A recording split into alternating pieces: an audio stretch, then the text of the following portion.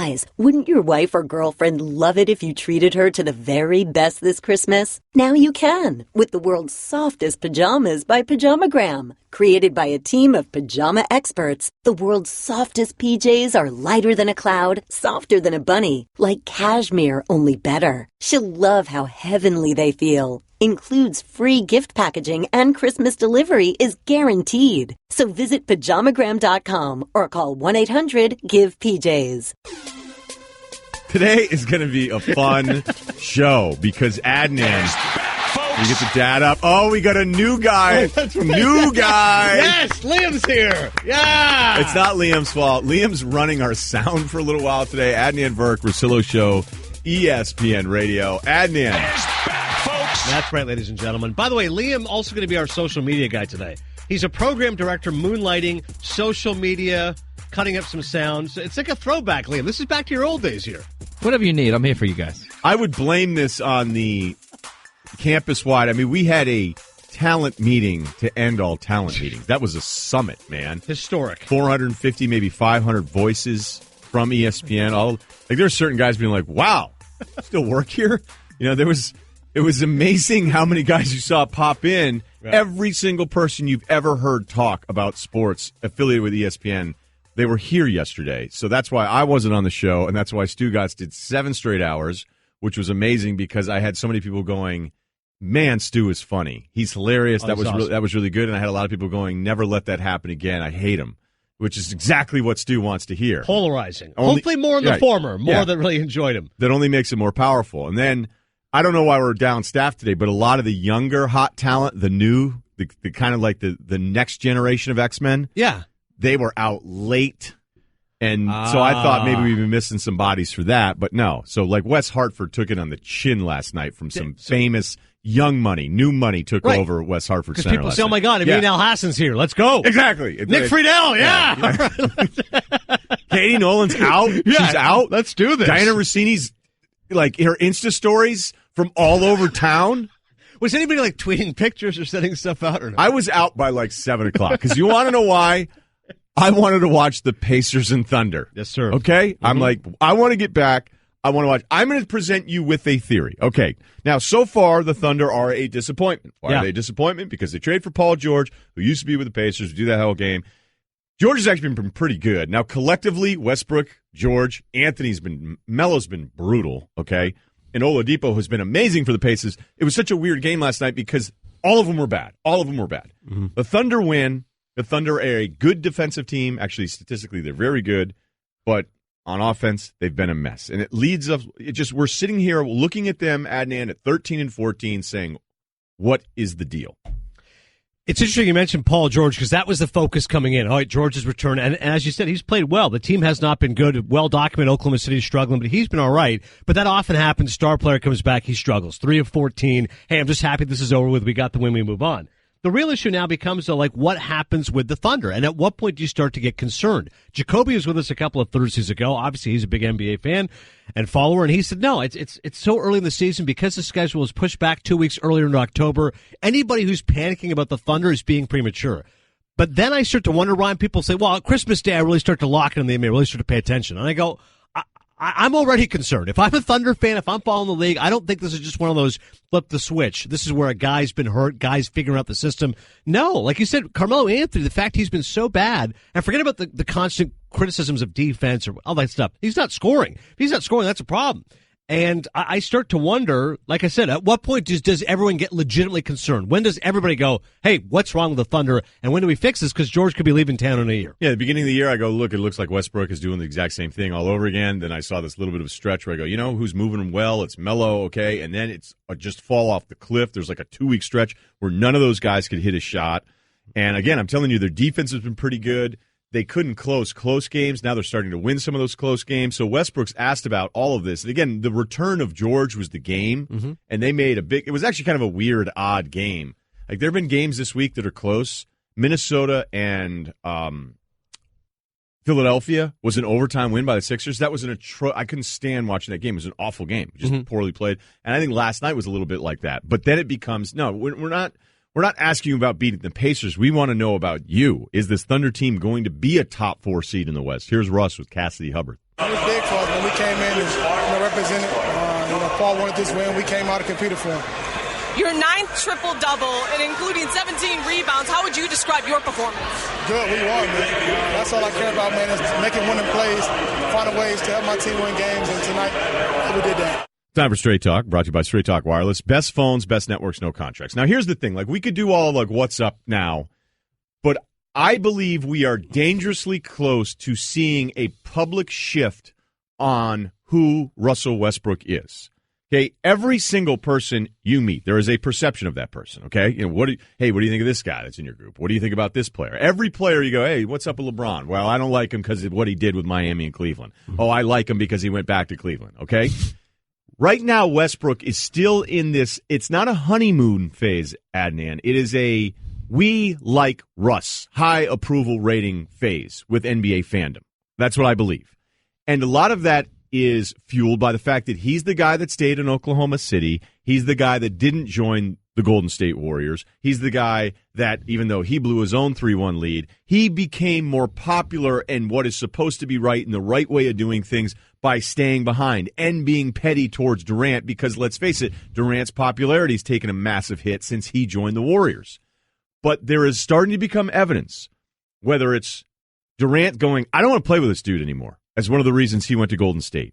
Paul George, this thing not working with Melo right now, and there's just stubborn approach that Westbrook has to his game. And a guy like Oladipo who left, and granted some of that's on him just improving his body and becoming a better shooter, but him becoming a borderline all-star when it thought he was a salary dump 6 months ago. So what I'm saying is if this thing turns into George bolting, they barely make the playoffs or they get blasted in the first round, George leaves in free agency, then I think you could see this shift about Westbrook. The way we talk about Westbrook go from, I love that guy, to, man, maybe he's just kind of a new age Iverson. Yeah, it would be tough to see it happen overnight, but I hear you once you start to connect the dots and you see the evolution of it. Because all the things that people love about him, like you said, scrappy, uber competitive, fearless, trash talk, that can all become very grating if you start losing. Then it becomes arrogant, selfish, ball hog, bad teammate. Ball hog, bad teammate. Like that's the worst labels you can have on a basketball player. Instead, it was Durant left. Right. He got a triple-double. He won the MVP. He stayed loyal. Awesome. And I'm always... I don't really want to knock Westbrook because he does the one thing that I always think is the most important is, are you a competitive athlete? Fearless. Do you care? That dude cares every night. He's so competitive. But there are other times, too, where I go, you really think this is going to win? This just choke the basketball to death? The Iverson comp is accurate, Ryan, because, again, little guy, people love to root for the little guy, felt like a one-man band. The fact he carried the Sixers, that NBA Finals that one year, you go, are you kidding, with like Aaron McKee and McCullough? Oh, he's awesome. George Lynch. Right, but then when it starts to get sour, it goes, man, Iverson, another 13 for 30 night, like 3 assists. You go, geez. Can you win this way, right? And that's where the knocks are to come. He's a great player. He's a fabulous little guy, but you can't actually win with him. You need somebody else there with him. I don't even know if this theory is accurate, but I think I'm getting in front of it, and that's all I'm saying. And I watched certain nights where, like you, and I'm not talking just you, Adrian, everyone listening and watching right now, where you marvel that you can play with that kind of energy, sustain that for an entire season. That is, look, I think he's the best athlete I've ever seen play this game. Wow. He is so impressive.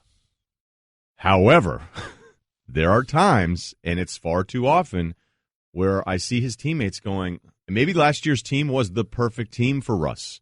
Because there wasn't the second guy that goes, where's my look? I got to rack it back. Best athlete you've ever seen to play this game? Yes.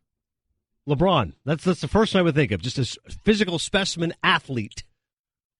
Yeah, I know I'm going to lose to a lot of people that just say, well, when you're as big as LeBron, him doing what he does is more impressive than a smaller guy than Russ. Right. I've never seen anyone play with, and I'm talking like a sustained ferocity and where he takes off from, and where he just abuses that rim. I'm factoring all that in. I think he's the best athlete I've seen play the game. I love it. I mean, it's a bold take, but I like it. Sizzler. All right, Straight Talk Wireless, nationwide coverage on America's largest and most dependable 4G LTE networks. Bubba, do you have the new sounder by any chance that we're going to start using more and more in the show today? The what now? There's a little sound bite. Like, hey, does Adnan look good today? I grew the beard just for the show, by the way. You and Will Kane have beards. I said, ask him if he likes your beard. Hey, do you like my beard? Yeah. One more time. Do you like my beard? Yeah. Okay, great. Perfect. Thanks. Appreciate it. There's a new thing. We got a new budget, so we got that. Straight Talk Wireless, nationwide coverage on America's largest and most dependable 4G LTE networks. Aaron Rodgers says, hey, I'm not here to save anything, and no one believes him. You're going to hear from him next with Adnan today, the Russillo Show, ESPN Radio. Hey girl, have you done something new with your scales? Using new moisturizer? Nice. It really brings out the hazel in your eyes. Oh, hold on. Are you using whitening strips too? Your fangs look good, girl. Really good. A really charming snake charmer? Surprising. What's not surprising? How much you could save by switching to Geico. Wait, what? Have you been doing Pilates too? Geico. 15 minutes could save you 15% or more. All right, we got Adnan today, so we know we're going to have a lot of fun. Coming up, Field Yates, we're going to ask him about the Steelers and Pats. Great weekend, by the way. NFL, there's some weekends where you go, okay, which games do I have to watch? Like, this feels like one of those deals you're going to be locked right in. You're going to get mad at Scott Hansen, be like, get off of this game. I need to get back to. So. He and Andrew Siciliano, by the way. I love their work. I love how you always keep it fair. You're always such an equal guy. Adnan Verk today. Just, making sure everybody feels involved. Those guys included. are both awesome. Think about the way Red Zone has changed people's lives. And that is not an easy job. You and I know that. You're in the chair the whole time, channel flipping for an entire nation that wants offense. They want touchdowns. I like when Hansen gets annoyed with the guys in the truck, and it doesn't happen very often, but as somebody who does TV for a living, right. I can tell where I'll be like, when Hansen's being soft about it, I'd be like, all right, guys, you got to get out of, all right, let's get out of this Giants game. We'll get it over to, whatever. And then, right. And then, hey, guys, we got to go back. We got to go back to Vikings. We got to go back to Vikings. He's producing. He knows it. He sees it. Because let's go. He sees it all there. And then when he knows, like, hey, that's not what the people are going to want, man. They need Vikings right now. And if I have to be stern, I'll be stern but fair, but I'll be stern. Stick and move. I also get a kick out of that. I love whenever just people will mention, like we do it a lot in the show. Obviously, Cerruti, Bub, everyone's involved in the show. But like whenever they mention the guy. Like, on a talk show, they'll always show a clip of this. So let's say, Russillo, you have a movie out. Okay, I'm Stephen Colbert. Colbert always says, he'll turn to him and go, Jim? Like, he tells Jim to roll it. I'm like, you don't have to actually say Jim. They know when you just move your hand like that. Just roll it. But I like when people incorporate behind the scenes. It's good. Oh, I see what you're doing. You should do more of that then.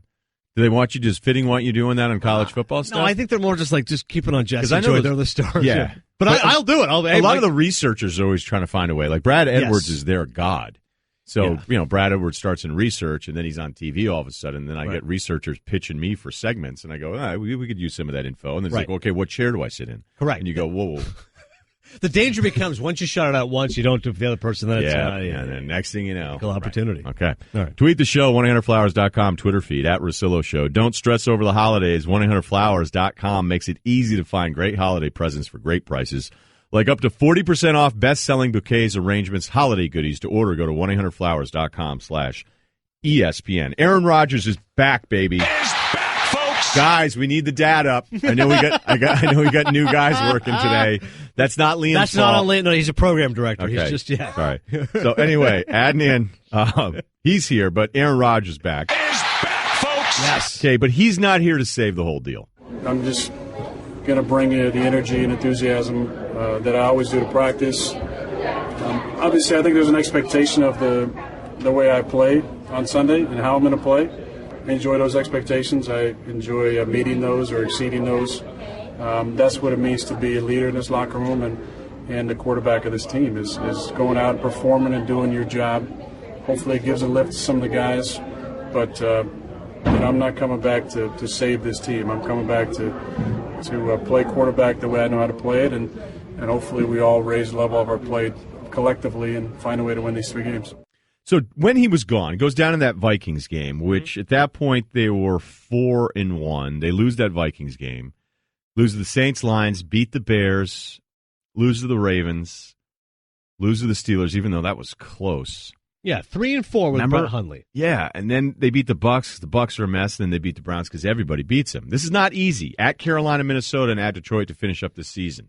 They are a remarkable 7-6, though, despite losing. Who's probably the single? I'm not saying he's the MVP, but he does, I believe, the most with the least around him every single year. Like, I think we've done that conversation. We talked about it with Andrew Luck a little bit. Right. But They're the ninth seed. The fact that I look at the standings and go, they're 7-6, and they got 3 to go with this guy coming back. Can they get to 10-6, and can they win any of the tiebreakers? Like, they're probably still not making the playoffs. No, and I'll go even further. I'd be astounded if they run the table right? with the playoffs. Astounded. Like we're wrong about this Rodgers thing. All of us are losing our mind. Everybody's saying, like, they're going to make the playoffs. I'm like, are you nuts? Like, I would think it'd be shocking. Think of what you just said. Glad you said that, because I'm looking. I was breaking it down before the show. I go, the Panthers and the Vikings. Okay, the Lions, and still the Lions. Good team. The Lions are in front of them in the NFC standings. Right, like they're not going to be giving up. He's coming off a broken clavicle. You don't just insert Rodgers like a video game. Like, all right, bam, 4 touchdowns, no picks. Like, no, he's going to be a little bit rusty in the first half of that game, and they're facing 3 really good teams,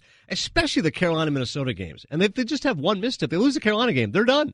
The margin for error is so infinitesimal. They have to run the table. I don't see it happening. I'd be astounded if Rodgers can do this. Rob Domofsky, who covers the Packers, ESPN.com, is telling the story, though, here of at least what the feeling is around the facility. Once they got to work today, I think there was a palpable feeling in the practice place, the Hudson Center across the street. There was a buzz. There was an excitement. Jordy Nelson said that he was surprised that Rodgers was cleared because it took so long on Tuesday for the word to come down. But he got a text message that Rodgers was back, and you could see Jordy's eyes were lighting up today because, look, they have a connection that very few quarterbacks and receivers have.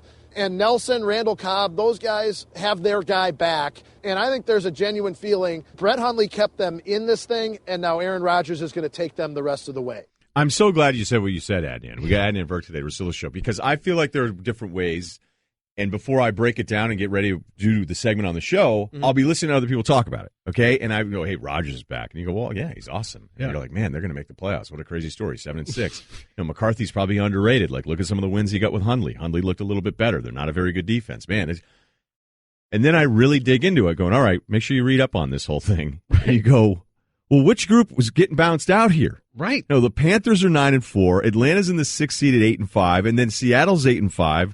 The Lions are 7-6. The Packers are 7-6. They have those 3 teams left on the schedule. Again, the defense isn't very how. So give me 10-6, and then who are they replacing? Because they also are way behind in the conference record. This isn't happening. That's the big thing for me, is like you said, the other teams involved. Like, I have a tough time believing Seattle's not going to make the playoffs, and currently they're not making the playoffs. They are on the outside looking in, as you said, behind the Falcons. So you're going to tell me that the Seahawks are going to fall out, the Packers are going to catch them and those other teams that you mentioned, and they're going to beat those teams, the Panthers, the Vikings, and the Lions?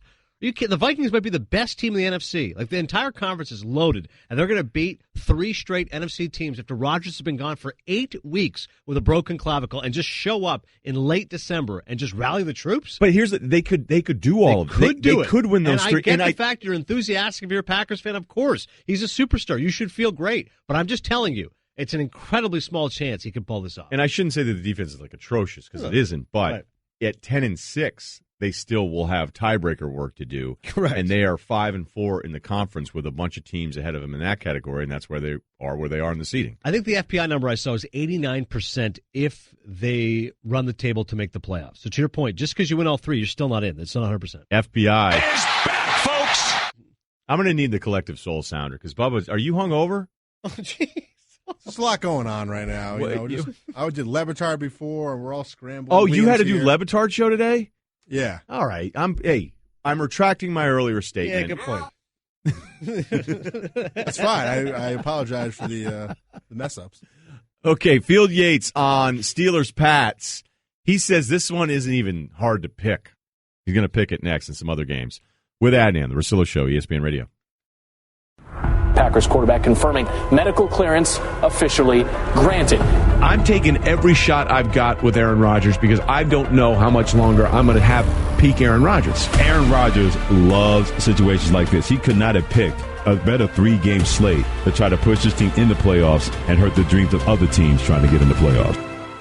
It doesn't matter if he's at home, on the road, on the moon, if he has a collarbone thing. It doesn't matter. He's going to ball. That's what he does. He's better than everyone else, and I think he's going to win.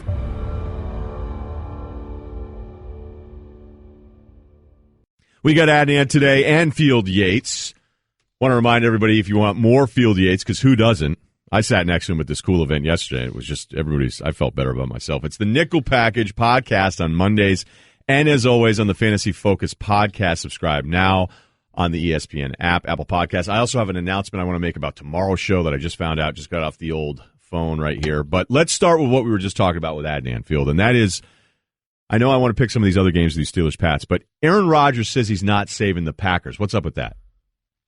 I guess managing expectations. I don't know. I think probably the only reason he says that is because unlike last year when he made that run the table proclamation, like if they ran the table, which they did, obviously they were in the playoffs, no ifs, ands, or buts about it. This year they need some help, even if they do win their next 3 games. It's really a long shot for the Packers to make the playoffs right now. I mean, you got so many good teams in the NFC that they could finish 10-6 and be sitting there at 7th or 8th place in the conference. Yeah, I'd be astounded, Phil. I just said in the previous segment, if he pulls this off, because this isn't 3 games against cupcakes. This is Carolina. This is Minnesota. Like, I would think it's incredibly irrational for people to think, yeah, Rodgers is going to ride in out of the darkness, out of the cold, and all of a sudden 4 touchdowns, no picks. I think it's incredibly difficult. Right, yeah, certainly. Like, I would say Minnesota, probably the toughest game on that schedule just because of how well they've played so far. But, even this first week, we've seen with players that have returned this year that, like, a little rusty. Not all of them. Yeah, I mean, Greg Olsen's a good example for Carolina. He was able to play just a handful of snaps before that foot acted up. Now, I don't think Rodgers is going to be at any serious risk of injury again this Sunday, but you never know. What if it takes him 3 series to get going and Carolina comes out and plays great offense against a bad Packers defense? Certainly this could be a game where Green Bay is scratching and clawing until the very end to actually pull it out. It'll be a ton of fun to see how he performs, obviously one of the key players in the league. Key matchup of the weekend, of course, is Pats Steelers. Yeah. It looks great on paper, but I have a tough time picking against the Pats. Sell me why Pittsburgh can win this game. Oh, wow. Really? Interesting. Because I'm picking the Steelers in this game. Good. And, Pittsburgh, certainly, like, first of all, like, we talked about the killer bees for a few years now. Yeah. Big Ben, Bell, Brown. Like, this is the best I think they've ever played. Now, Ben's been red hot of late, but 500 passing yards. Yeah, I listened to this. I heard on Mike and Mike this morning, or Gola Comingo this morning. Force of habit there. That they have like a possibility at the very least of having all 3 of those players lead their respective position in a major category. Passing yards for Ben, rushing yards for Le'Veon, and of course receiving yards for Antonio Brown. And like that, like brilliance there, good offensive line, and a defense that's.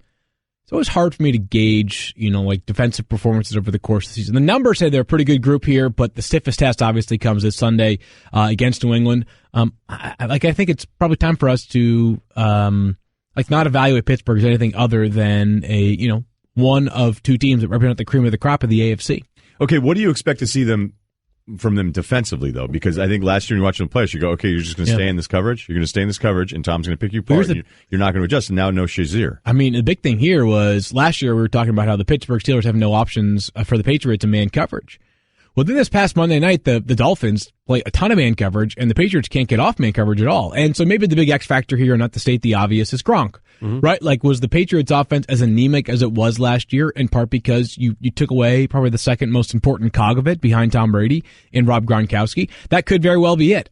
Brandon Cooks, Chris Hogan, like 2 excellent wide receivers, couldn't find any space whatsoever on Monday night.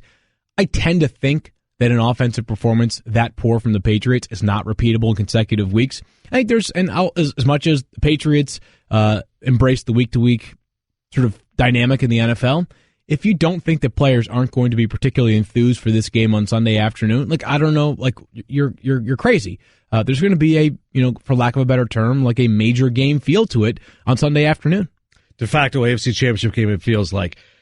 You're the insider. You are the information guy. Tell me there's no truth to Romo to the Eagles. It just feels wrong on so many levels. I know. Yeah, I love it. So, like, at what point do we get past, like, how old does Tony Romo have to be before we start plugging him into, like, every vacancy amongst quarterbacks, right? Like, Aaron Rodgers gets hurt. All of a sudden, it's like, Tony Romo. Obviously, Carson Wentz gets hurt. Tony Romo, like, who's next? I would think Tony Romo probably has, like, I think if we get through next year, then we retire the idea of him coming out of retirement. Now, not going to happen, obviously. Nick Foles, listen, I don't want to say that he is a great quarterback at a starting level in the NFL. He's had one massive outlier season, but like, it's hard enough to find 32 starting quarterbacks to have a backup quarterback as capable as Nick Foles. I think the Eagles are going to be capable. I think they can win a playoff game. I don't know if they're going to. They can get to the NFC Championship game, but they're not winning. I think so, because that's all it would take if they hold on to this. Look at their schedule over the next 3 weeks. Very favorable. I wouldn't be surprised if Philly is hosting the NFC Championship game. Field Yates, Adnan Burke, Russillo Show, ESPN Radio. Rams at Seahawks. Division still on the line here, and considering Seahawks got him the first time, what do you see? Man, I sure hope that the LA is not nearly as careless with the ball this time as they were last time. I'm still having a hard time sort of assessing the Seahawks defense without Richard Sherman and also no Cam Chancellor for the time being. This past week against Jacksonville, 30 points allowed. So I think there's a much better chance of LA not running all over and around the Seahawks defense, but not being nearly as anemic. I think it was 16-13 with 5 turnovers the last time those two teams played. Yeah, 16-10. 16-10, and that game was in Los Angeles. I think that's a major home field advantage, but obviously it's a tough challenge to go on the road to Seattle and win at that stadium in that atmosphere. I think LA finds a way to be much more competitive offensively. I think I still would pick the Seahawks, though, in a game that you mentioned the Patriots and Steelers are sort of the de facto, maybe first seed in the AFC game. Mm-hmm. This feels like the de facto NFC West championship, or NFC West title crown, I guess, whatever you want to call it, this Sunday. Browns are 0-13, facing the Ravens. Any chance? Are we going to have another winless season? I think so, yeah. I think they're tumbling towards it. It's ridiculous, and it's unfortunate, and it stinks for the fans, but a roster that bad, quarterback play that unsteady, yeah. And they're that devoid of playmakers. Right. It's I think 0-16s. We're just counting down the days. I think there's a parade for that though in Cleveland. they seriously No, I think somebody was kidding around about it. No, apparently it's actually happening. 0-16. You know what's funny about the whole Browns thing, and it isn't funny, but it is. It's that because Sashi Brown's out of there and Dorsey, the new GM's in, and he's just trashing the previous regime. Yeah. And by the way, DePodesta is still there. Right. It's crazy. So he's just like, yeah, they didn't. What did he say? They didn't draft anyone? Yeah, I just saw the quote earlier on Twitter. It's like they didn't draft real players. They didn't draft real players. Okay. The guys who were here before, yeah. Okay, so the fake players are on the roster now. They're still there trying to finish out the season. Some of the people that help scout those fake players are there. And it could be the worst quarterback class in history in this draft. And he would probably just take whoever the first guy was because of everything that's happened with the Browns getting heat for no Wentz, no Goff. I was going to say, you don't have a choice, do you, if you're the Browns? No. You have to take a quarterback. Like Lamar, what if Lamar Jackson were the number 1 rated QB and he just goes, Lamar. Done. He's my guy. Yeah. We did He's it. a winner. He's proved at the college Little different regime this time around. Thanks a lot, Field. Thanks, guys. Okay, Field Yates, also reminding you, the Insider, joins us in studio, giving you the Straight Talk. Brought to you by Straight Talk Wireless. Best phones, best networks, no contracts. Okay, a famous guy, gave each one of his best friends $1 million apiece. We'll tell you how many millions that was and how you would handle that.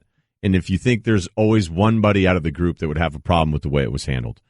Adnan Verk, Woj, top of next hour, and this week's sit-down, we just booked it, Carlos Boozer, when Prince rented his house. That's going to be tomorrow. So I just get that word. Yes. I'm a little excited. So we got a great show the rest of the way here. Adnan and I, The Russillo Show, ESPN Radio. This is clutch if you're a George Clooney fan. Even better if you're a friend. Apparently, George Clooney decided to give 14 of his friends a suitcase of $1 million each, tax-free. So he paid the taxes on this too, right, Cerruti? So everybody's been... First you start with Clooney just finds a way to become more of a legend all the time, right? Guy's an absolute stud. Like, one of the most... we always say Tom Hanks' most likable guy in Hollywood. Clooney's number 1. Hey, phony. Philanthropist, humanitarian, Hanks. Director, yeah. Clooney can do it all. I'm totally Director, kidding. Actor, multi-star, ladies' man, men want to be him, women want to be with him, all that stuff. He's married now, though. He's married, got kids, right? Kids, now he's a dad, now he's even more likable. Oh, my God, he changes his own diapers. Right. Yeah, he settled down. Yeah, he look knows, at George. He knows what love really means now. Exactly. No more Playboy George. Right. But he's got stories from those days. It's not about you. Okay, so he's got... I've always felt like whenever anybody does the lottery thing, they're like, man, if I won the lottery, I just give money out to all my friends. I think we're far more generous pre-lottery than we will be if we actually were lucky enough to win it. So $1 million each, 14 guys. Right. Like would you take it? Absolutely. You would take it. Yes. Yeah. Although there has to be some guilt to be like, George, have I been that good a friend to you that I deserve $1 million? Just buy me a car. Get me a Porsche and we're good. But you have to cover the insurance, too. Yeah, that, too, yeah. It's so tires, all that kind of stuff. But I'm still saving you like $900,000. Just give me a Porsche and we're good, dude. You don't need to give me $1 million. You would take the $1 million. I think everybody would take the $1 million. Now, Cerruti, did the 14th guy, was he surprised? How did this go down? Well, I think how he explained it, it was a group of guys that when he was a struggling actor in L.A., like he was sleeping on their couches and he had nothing, and they were the ones that were supporting him and made him get to where he is now. So he wanted to thank them by giving them this money. But Yeah, car would probably suffice. Yeah, and by the way, how do you feel if you're friend number 15? Like you remember helping out. You remember helping a young, despondent George Clooney, and now all of a sudden you missed the cut for helping out? Do you then hit him up and go, "Hey, George, I actually did a few things. Yeah, I made some rice-a-roni. I picked up the tab for takeout. You played games on my PS4. Like I could. I'll take $500 grand. PS1 back then. Yeah, exactly. But that's Game a really Boy. good point. Like if you were the 15th guy and you didn't make the cutoff, do you call him? Call him and just go, "I want $50,000," and I'll go away. No, you wouldn't. Otherwise, I'm going public with this story. I helped you too. You're a fraud. You're not nearly as generous as everyone thinks you are. I'm sure it worked out, and the fact that I didn't even realize at the beginning that it was tax-free on that, because then the way mine works is that no matter what it is that anyone tries to do, and that's why we always did that Worst Dude Ever skit, is that no matter what there is, there's always the one person that would be like, I don't know. Right. Yeah, dollars in strong. Well, and you go, the Worst Dude Ever with the French Prime Minister. I don't even remember that one. What was it? It was good luck with the immigrants. Yeah, That's we closed on that one. That was awful. That was a very political phase. It was of the after Russillo Marine show. Le Pen lost, which was a great moment, and then Worst Dude Ever has to say. Good luck with that southern border there. Adrian Russillo show on ESPN Radio.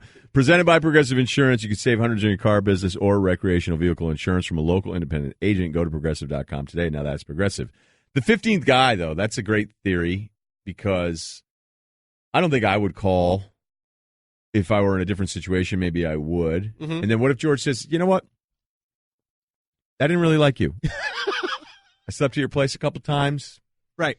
You know, you hit me up for, somebody else to sign something from ER. That's not really cool. I heard about it. Noah Wiley told me. Yeah, Noah Wiley. Right. He didn't care for it. Juliana Margulies was a little annoyed by you. Noah Wiley's going like, how did Clooney end up?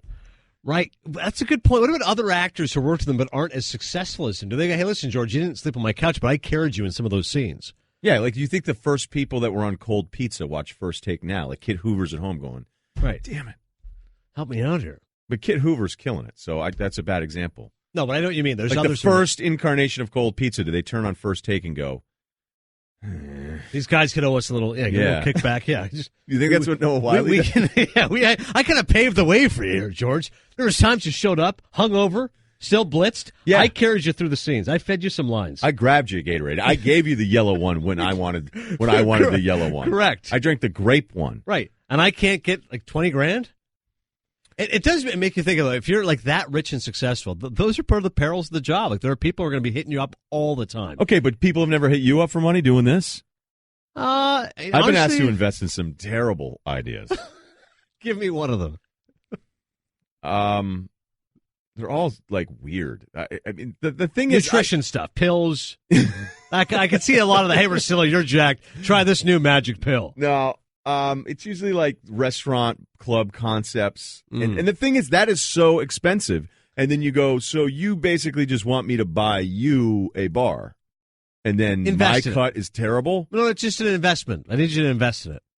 Every one of my friends that's invested in a restaurant and bar, it's great when it kills it, but almost every one of them said it's the worst thing they've ever done of all the different things that they've done with their money. It's an epic failure rate. Like the success rate of a bar or it's restaurant. It's cool to talk to cocktail waitresses like the first month you're open. Right. Like, yeah, I've got a little piece of this. Do you think most people think we make more money than we make or less money than we make? That I never know, because some guys have asked me about some investments. We're like, who do you think I am? Like, what do you think I'm doing over there?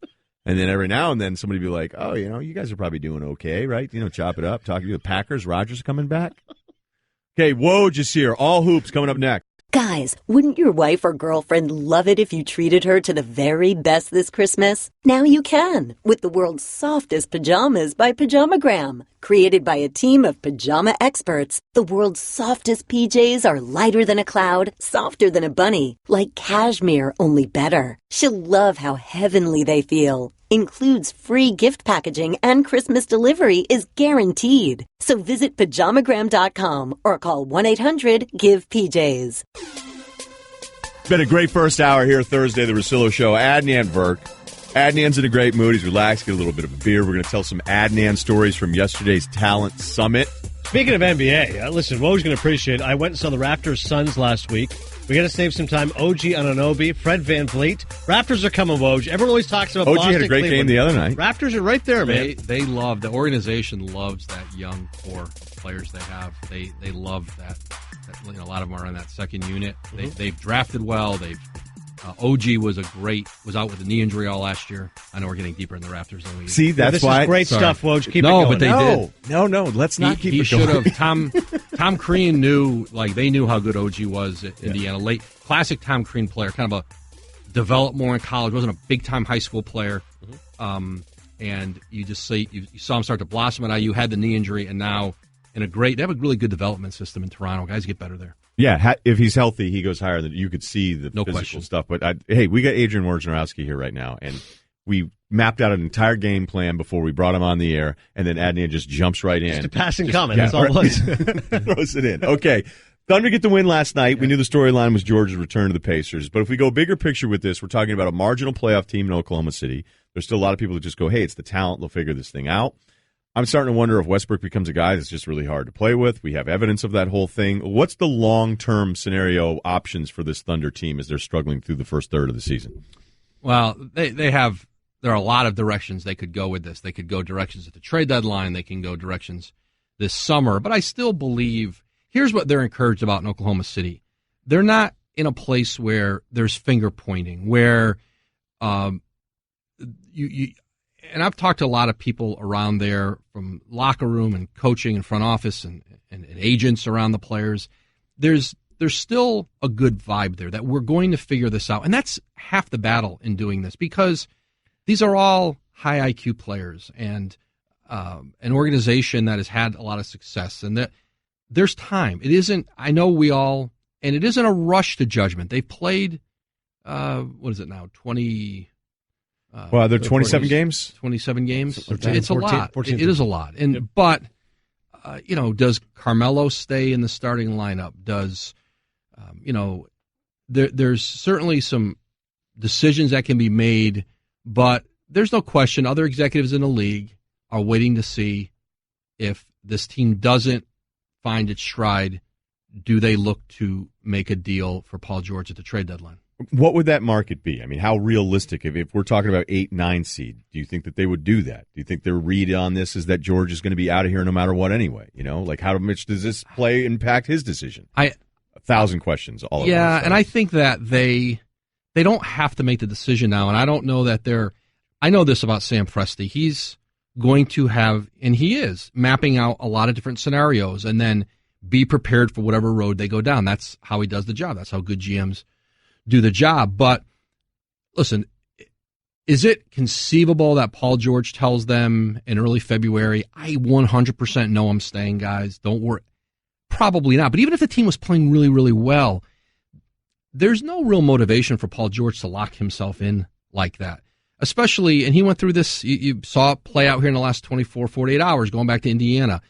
They have treated him great in Oklahoma City. He's been grateful to how they've welcomed him, how it's gone. He wants it to work. He's not interested in putting pressure on them or misleading anybody. It's not what his motivation is there. And so Oklahoma City believes this, if they can just get this team in the playoffs, that they'll be dangerous. And Sam knew when he traded for him, they had there was another deal they might have been able to do where they could have brought a guy in there at a wing position on more years and decided, no, we're going with Paul George. This is we know it's a big risk. We know it's going to be hard to keep him.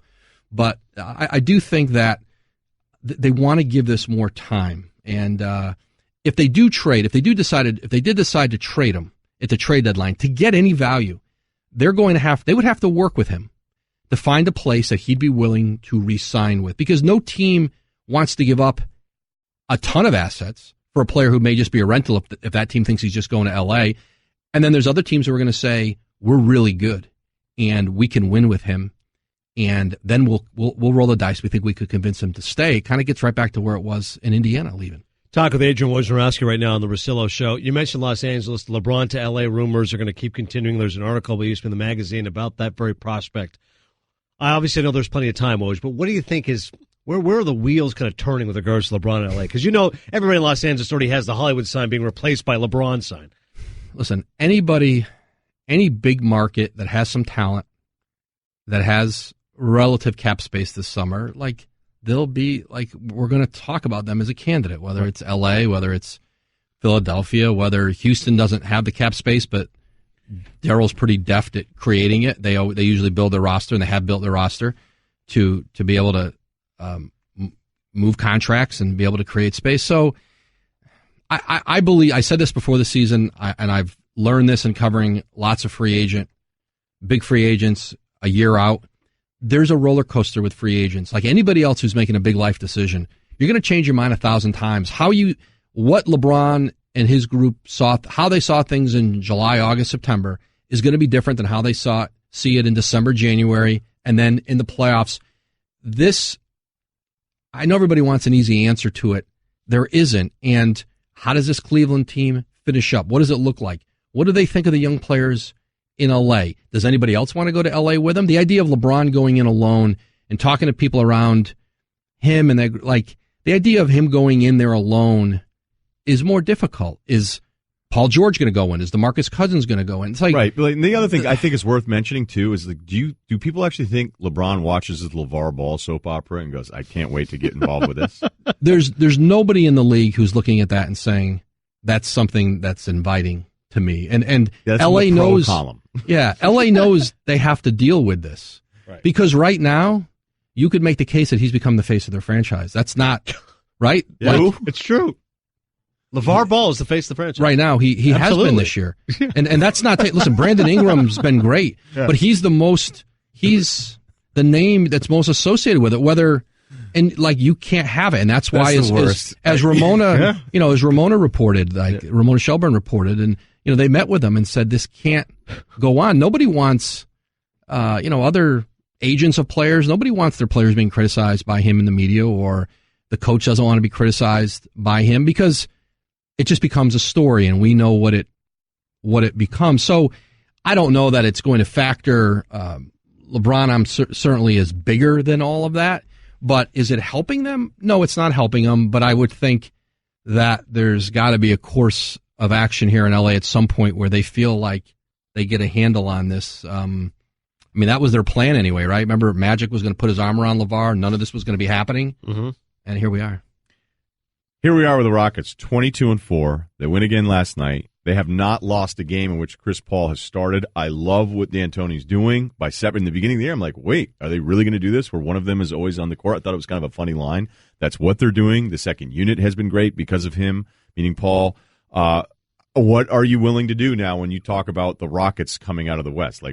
How has that changed for you now? They've played 26 games. They've been remarkable, and they've really defended, and that's the other part. It's not just average now; it's good. And part of it was they got better defenders. Yeah. They went out and when they hired Mike and brought in Jeff Izdilik as the defensive coordinator, but they got him better defensive players, and they've been a very well balanced team. And Harden has defended better this year, but again, it's. You're isolated on guys less. You have less opportunities to look bad when you have other guys around to help. And Houston will continue to look to get better. They're always big game hunting. If Paul George was available, of course they would. That's what Houston does. They always are trying to find a way to get another big piece. Do they have the assets to be able to do that? They tried with Paul George in Indiana last year. They didn't quite have the assets to do it. And that Ryan Anderson contract is tough, but think of how Guys, wouldn't your wife or girlfriend love it if you treated her to the very best this Christmas? Now you can, with the world's softest pajamas by Pajamagram. Created by a team of pajama experts, the world's softest PJs are lighter than a cloud, softer than a bunny, like cashmere, only better. She'll love how heavenly they feel. Includes free gift packaging, and Christmas delivery is guaranteed. So visit Pajamagram.com or call 1-800-GIVE-PJs. Today is going to be a fun show because Adnan... We get the dad up. Oh, we got a new guy. That's right. New guy. Yes, Liam's here. Yeah. It's not Liam's fault. Liam's running our sound for a little while today. Adnan Russillo Show, ESPN Radio. Adnan. That's right, ladies and gentlemen. By the way, Liam also going to be our social media guy today. He's a program director, moonlighting, social media, cutting up some sounds. It's like a throwback, Liam. This is back to your old days here. Whatever you need, I'm here for you guys. I would blame this on the campus-wide. I mean, we had a talent meeting to end all talent meetings. That was a summit, man. Historic. 450, maybe 500 voices from ESPN. There's certain guys being like, wow, still work here? You know, it was amazing how many guys you saw pop in. Right. Every single person you've ever heard talk about sports affiliated with ESPN, they were here yesterday. So that's why I wasn't on the show, and that's why Stu Gatz did 7 straight hours, which was amazing because I had so many people going, man, Stu is funny. He's hilarious. That was awesome. That was really good. And I had a lot of people going, never let that happen again. I hate him, which is exactly what Stu wants to hear. Polarizing. Hopefully more in the former, more that really enjoyed him. That only makes it more powerful. And then I don't know why we're down staff today, but a lot of the younger hot talent, the kind of like the next generation of X-Men, they were out late. And so I thought maybe we'd be missing some bodies for that, but no. So like Wes Hartford took it on the chin last night from some famous young money, new money took over West Hartford Center. Because people say, oh my God, Emil Hassan's here. Let's go. Exactly. Nick Friedel, Katie Nolan's out. She's out. Let's do this. Diana Rossini's, like, her Insta stories from all over town. Was anybody, like, tweeting pictures or sending stuff out or not? I was out by, like, 7 o'clock. Because you want to know why? I wanted to watch the Pacers and Thunder. Yes, sir. Okay? Mm-hmm. I'm like, I want to get back. I want to watch. I'm going to present you with a theory. Okay. Now, so far, the Thunder are a disappointment. Why are they a disappointment? Because they trade for Paul George, who used to be with the Pacers, do that whole game. George has actually been pretty good. Now, collectively, Westbrook, George, Melo's been brutal, okay? And Oladipo has been amazing for the Pacers. It was such a weird game last night because all of them were bad. Mm-hmm. The Thunder win. The Thunder are a good defensive team. Actually, statistically, they're very good. But on offense, they've been a mess. And it leads us, we're sitting here looking at them, Adnan, at 13 and 14, saying, what is the deal? It's interesting you mentioned Paul George because that was the focus coming in. All right, George's return. And as you said, he's played well. The team has not been good. Well documented, Oklahoma City struggling, but he's been all right. But that often happens. Star player comes back, he struggles. 3 of 14. Hey, I'm just happy this is over with. We got the win, we move on. The real issue now becomes, though, like, what happens with the Thunder? And at what point do you start to get concerned? Jacoby was with us a couple of Thursdays ago. Obviously, he's a big NBA fan and follower, and he said, no, it's so early in the season because the schedule is pushed back 2 weeks earlier in October. Anybody who's panicking about the Thunder is being premature. But then I start to wonder, Ryan, people say, well, Christmas Day, I really start to lock in and they may really start to pay attention. And I go, I'm already concerned. If I'm a Thunder fan, if I'm following the league, I don't think this is just one of those flip the switch. This is where a guy's been hurt, guys figuring out the system. No, like you said, Carmelo Anthony, the fact he's been so bad, and forget about the constant criticisms of defense or all that stuff. He's not scoring. If he's not scoring, that's a problem. And I start to wonder, like I said, at what point does everyone get legitimately concerned? When does everybody go, hey, what's wrong with the Thunder? And when do we fix this? Because George could be leaving town in a year. Yeah, at the beginning of the year, I go, look, it looks like Westbrook is doing the exact same thing all over again. Then I saw this little bit of a stretch where I go, you know who's moving well? It's Melo, okay? And then it's just fall off the cliff. There's like a 2-week stretch where none of those guys could hit a shot. And again, I'm telling you, their defense has been pretty good. They couldn't close games. Now they're starting to win some of those close games. So Westbrook's asked about all of this. And again, the return of George was the game, and they made it was actually kind of a weird, odd game. Like, there have been games this week that are close. Minnesota and Philadelphia was an overtime win by the Sixers. That was I couldn't stand watching that game. It was an awful game, just poorly played. And I think last night was a little bit like that. But then it becomes, no, we're not asking you about beating the Pacers. We want to know about you. Is this Thunder team going to be a top 4 seed in the West? Here's Russ with Cassidy Hubbard. It was big for us when we came in and represented. Paul wanted this win. We came out and competed for him. Your 9th triple-double, and including 17 rebounds. How would you describe your performance? Good. We won, man. That's all I care about, man, is making winning plays, finding ways to help my team win games, and tonight we did that. Time for Straight Talk, brought to you by Straight Talk Wireless. Best phones, best networks, no contracts. Now, here's the thing. Like, we could do all, like, what's up now, but I believe we are dangerously close to seeing a public shift on who Russell Westbrook is. Okay, every single person you meet, there is a perception of that person, okay? You know, what do you think of this guy that's in your group? What do you think about this player? Every player you go, hey, what's up with LeBron? Well, I don't like him because of what he did with Miami and Cleveland. Oh, I like him because he went back to Cleveland, okay? Right now, Westbrook is still in this. It's not a honeymoon phase, Adnan. It is a we like Russ, high approval rating phase with NBA fandom. That's what I believe. And a lot of that is fueled by the fact that he's the guy that stayed in Oklahoma City. He's the guy that didn't join the Golden State Warriors. He's the guy that, even though he blew his own 3-1 lead, he became more popular and what is supposed to be right and the right way of doing things by staying behind and being petty towards Durant because, let's face it, Durant's popularity has taken a massive hit since he joined the Warriors. But there is starting to become evidence, whether it's Durant going, I don't want to play with this dude anymore, as one of the reasons he went to Golden State. Paul George, this thing not working with Melo right now, and there's just stubborn approach that Westbrook has to his game. And a guy like Oladipo who left, and granted some of that's on him just improving his body and becoming a better shooter, but him becoming a borderline all-star when it thought he was a salary dump 6 months ago. So what I'm saying is if this thing turns into George bolting, they barely make the playoffs or they get blasted in the first round, George leaves in free agency, then I think you could see this shift about Westbrook. The way we talk about Westbrook go from, I love that guy, to, man, maybe he's just kind of a new age Iverson. Yeah, it would be tough to see it happen overnight, but I hear you once you start to connect the dots and you see the evolution of it. Because all the things that people love about him, like you said, scrappy, uber competitive, fearless, trash talk, that can all become very grating if you start losing. Then it becomes arrogant, selfish, ball hog, bad teammate. Ball hog, bad teammate. Like that's the worst labels you can have on a basketball player. Instead, it was Durant left. Right. He got a triple-double. He won the MVP. He stayed loyal. Awesome. And I'm always... I don't really want to knock Westbrook because he does the one thing that I always think is the most important is, are you a competitive athlete? Fearless. Do you care? That dude cares every night. He's so competitive. But there are other times, too, where I go, you really think this is going to win? This just choke the basketball to death? The Iverson comp is accurate, Ryan, because, again, little guy, people love to root for the little guy, felt like a one-man band. The fact he carried the Sixers, that NBA Finals that one year, you go, are you kidding, with like Aaron McKee and McCullough? Oh, he's awesome. George Lynch. Right, but then when it starts to get sour, it goes, man, Iverson, another 13 for 30 night, like 3 assists. You go, geez. Can you win this way, right? And that's where the knocks are to come. He's a great player. He's a fabulous little guy, but you can't actually win with him. You need somebody else there with him. I don't even know if this theory is accurate, but I think I'm getting in front of it, and that's all I'm saying. And I watched certain nights where, like you, and I'm not talking just you, Adnan, everyone listening and watching right now, where you marvel that you can play with that kind of energy, sustain that for an entire season. That is, look, I think he's the best athlete I've ever seen play this game. Wow. He is so impressive.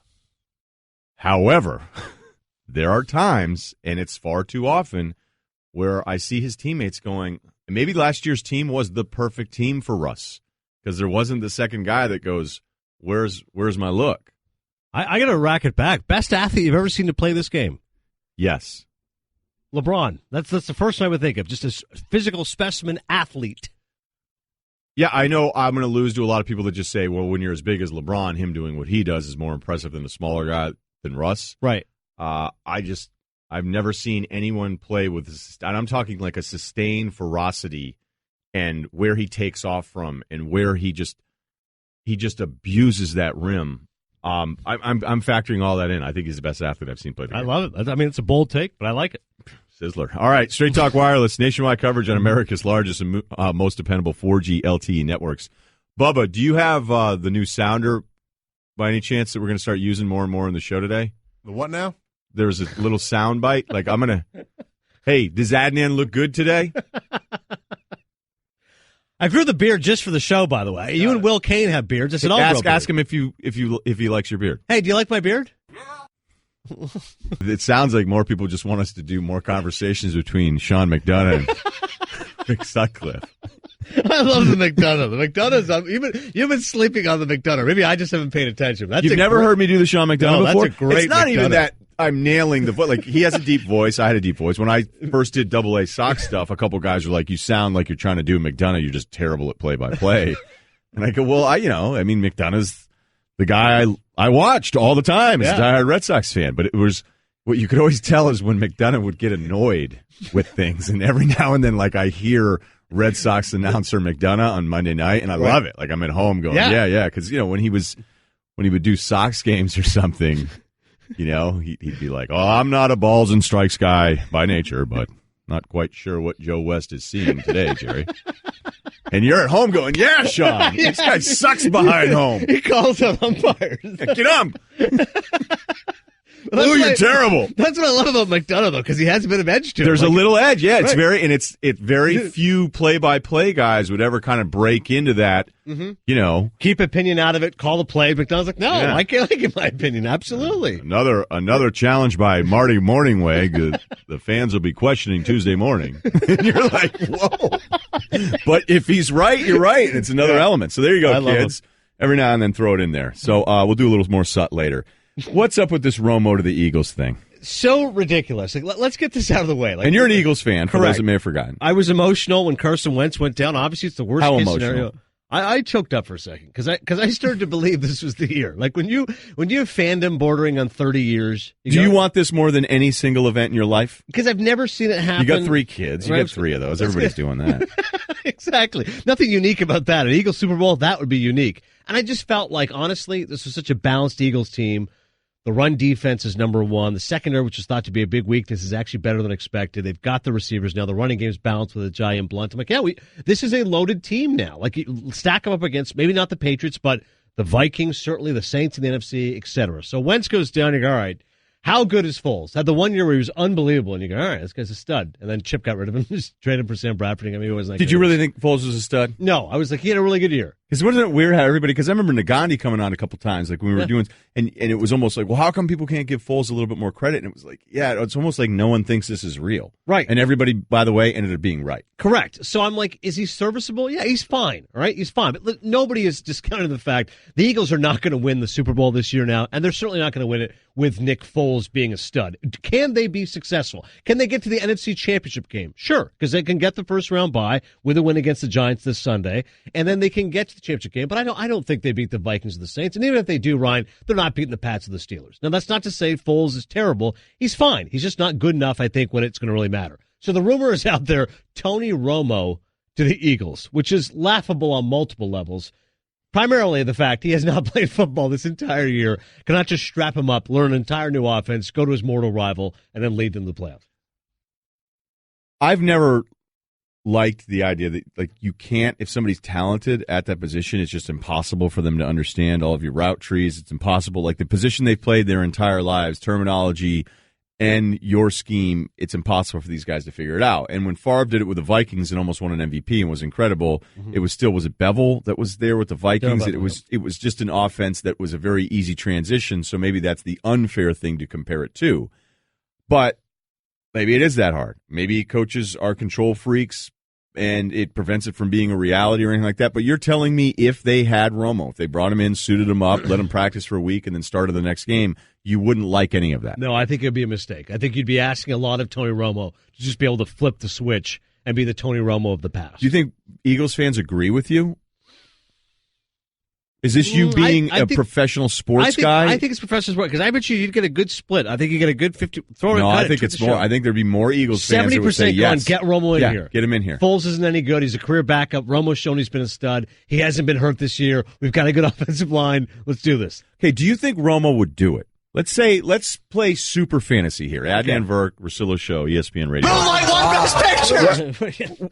If they go, hey, we want you, buddy. You know, this is we'll pay you whatever we can pay you. Sure. Do you want to suit it up here? You know how good this team can be. 3 games left in the regular season plus playoffs. Can you give us 6 games? We'll simplify the offense for you. Would Romo do it? I know. I don't think he would. Why wouldn't he do it? Is it because of the Eagles or is it because he's killing it at CBS? I do think he's killing it at CBS. I think he's a very successful. Okay, can I jump in here? Sure. If we all agree he's doing a great job at CBS, the job's waiting for him there could next be a year. 15, 20-year run. Right. CBS would probably just give it back to him whenever he wants. Fine, for 6 games, go ahead. Okay, so we'll rule that out. I don't think it's the Eagles thing. I don't think he goes, they're my mortal rival. I think that people go, whatever, fine. I hated them all those years, but I think he'd like to go at Garrett, but he probably didn't even have to worry about them now. See, that's interesting. If he felt like, you know what, I want to stick it to the Cowboys. Not fan base, but their former coach and all that went with it. By the way, who picked the other guy over me? And right. Now I don't have a job because you picked Dak, who now isn't as good. I mean, a lot of this stuff could be unfair, but it wouldn't be the most surprising thing in the history of human nature to go, you still picked somebody over me. Right. Do you think that part of Romo would probably love to stick to the Cowboys? Absolutely. And you would be sticking it, even if the Cowboys don't make the playoffs, you'd be Correct. sticking it to them by going to win with the Eagles. Now, does it mean win a Super Bowl? Does it mean just getting there? Does it mean that, oh, hey, I could feel how I feel about Garrett, but I still love Jerry Jones? Mm-hmm. I just think this is where I think fans can hate us when we're on the air, because we're acting as if because we have microphones in front of us, we're like, oh, that's ridiculous. Romo's going to step in and going to be able to help you right away. And the fan might go, why not? Why wouldn't Romo be better than Foles? Right. It's not like he started the TV gig 3 years ago. He thought he was going to be on a team this summer. Right. I think then people underestimate how tough the job is and how important routine and rhythm is. You're probably right. Tweet the show, 1-800-Flowers.com, Twitter feed, @Russillo Show. This is one of the most popular players in his sport, and right now he's still incredibly popular, but I think we are very close from the story that is being told about him changing dramatically. I'll tell you who that is next with Adnan Verk. The Russillo Show, it's ESPN Radio.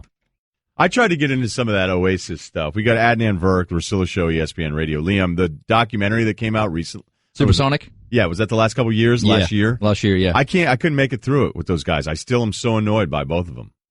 It's a shame what's happened to him. Yeah, I agree. They're just huge jerks, right? Like it's to each other, yeah. And to everybody. Way. Right, to everyone. They're just gigantic jerks. I find it funny. It is funny, but I also think at the time, and that was late 90s, where you're sitting around, you're starting to get into Tool big time. Yeah. You know, System of a Down was starting to blow up. And Candlebox. And I love that stuff, right? Yeah. I'd like Tool to make maybe a few more albums, but that's all right, guys. You're artists. And then all of a sudden, Oasis comes out like, we're the greatest rock band in the world. And you're like, shut up. Right.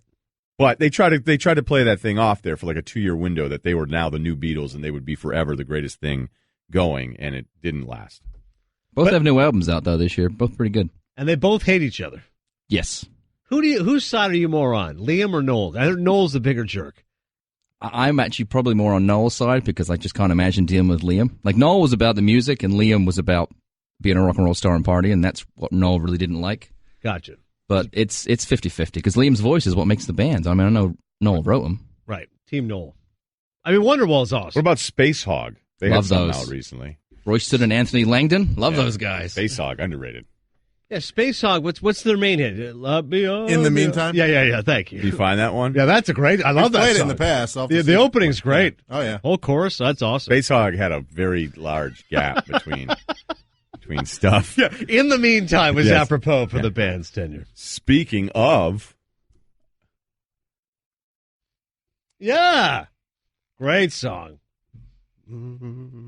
what's the weirdest you've ever gotten at a concert? I haven't been to a whole bunch of concerts, to be honest with you, but I don't. No one invite you? Do you not have any friends? No, I'm just not a big live concert. Like, there's Canadian bands you guys would know, but the Tea Party I love. Rush? Tragically Hip you guys would know. Rush, I'd never been to Rush before my time. But no, there's a few back in the day, sure. You take great pride in Rush, though, like nationally. Absolutely, yeah. I definitely, kind of like with Liam with Rick Astley. Like, I just go, all right, you know what? That's our guy. Yeah. That's our guy. I started the show with this, and here's the theory. The theory is this, is that as much as we all love Russell Westbrook, because I think you should, if you're a fan of athletes, like, look, everybody listening, the whole deal, we know how it goes. Mm-hmm. If you're a fan of sports, the one thing you should hope is that the guy that you like the most, the guy that you root for, cares. Because a fan, a lot of times you just want the guy to care as much as you do. And the worst feeling ever is when you feel like you care more about the outcome than the actual athlete. And for Russell Westbrook, I don't think there's ever been any debate. When you watch him, we know how competitive he is. We know how the energy, it's maximum all the time. Like, these are things we should applaud, and we do applaud for the most part. But I feel like Westbrook last season became this massively popular player, not just because of the triple-double and the MVP. It's that I want to go root for that guy that stayed on the Thunder instead of the Durant guy that went the easy way with Golden State and now makes my life harder as a fan of some of the other teams. But when I watch this season play out with the Thunder, and who knows, they can turn this thing around, but there are times where I go, this is Russ trying to force a win. He's trying to strangle the basketball into a W, while two more talented players, not more talented than him, but talented than players he's had in the past, Paul George, and Melo, who's been a disaster. Look, I'll just admit that part of it, where you go, could he become the guy that's actually so hard to play with that this love affair with Russ becomes this thing where fans will just go, you know what? I don't think you can win with that guy. And he is tough to play with. And look how much better Oladipo is. And Durant wanted to leave him. And Paul George didn't re-sign. I think we could be seeing, not saying it's going to happen, but I could see how that story could play out this year.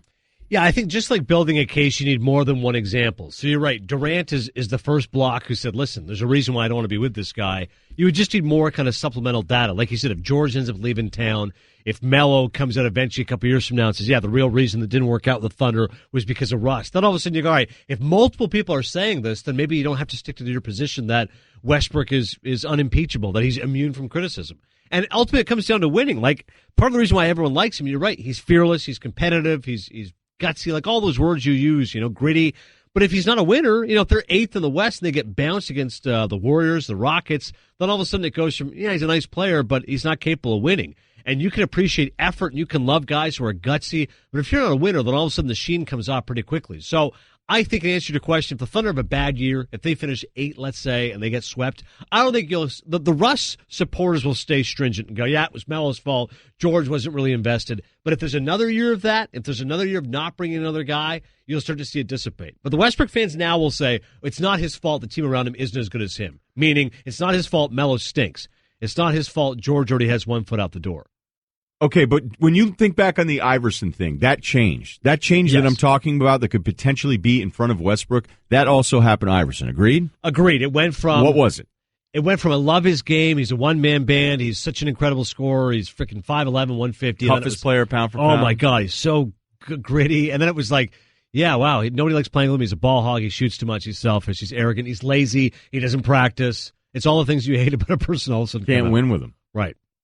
Which is crazy. Like, even now when I think about Iverson, I don't know if he's overrated or underrated. He's probably properly rated, because those that love him will still tell you how passionate he was, and I love seeing Iverson at his apex. But the decline was swift, and the decline was unmistakably there. We can talk effort, competitiveness, pride, all of those things, but does your style of play, do your numbers lead to wins? That's what should matter the most. There's a lot of guys that can get numbers in that league, and it doesn't mean that every one of those guys that gets numbers means you're going to start winning games. And I am fearful. I don't know if I should say fearful, because, am I scared? Do I really care that much about it? No, but because there's so many things about Westbrook that I like, but I'll admit I have a lot of times over the last 2 years where I watch him play and I watch the Thunder play, and I know it's a different talent base, but it's kind of the same results at times, where you go, is he holding them back? Like, is he ever going to change his style of play? And then would the public then turn on him and go, oh, actually, like we did with Iverson, yeah, I know, but he can't win that way. Right. And that seems impossible. That seems impossible that everybody would turn on him that way. And it probably felt that way the same way with Iverson, because everybody loved Iverson for a while. It would take back-to-back years of around 500 teams to the Thunder before you'd really see the shift on Westbrook. Okay, coming up next, Aaron Rodgers, the playoffs, impossible. One of us says that. Coming up next, Steve Young and Brewski this hour at ESPN. Guys, wouldn't your wife or girlfriend love it if you treated her to the very best this Christmas? Now you can, with the world's softest pajamas by Pajamagram. Created by a team of pajama experts, the world's softest PJs are lighter than a cloud, softer than a bunny, like cashmere, only better. She'll love how heavenly they feel. Includes free gift packaging, and Christmas delivery is guaranteed. So visit pajamagram.com or call 1-800-GIVE-PJs.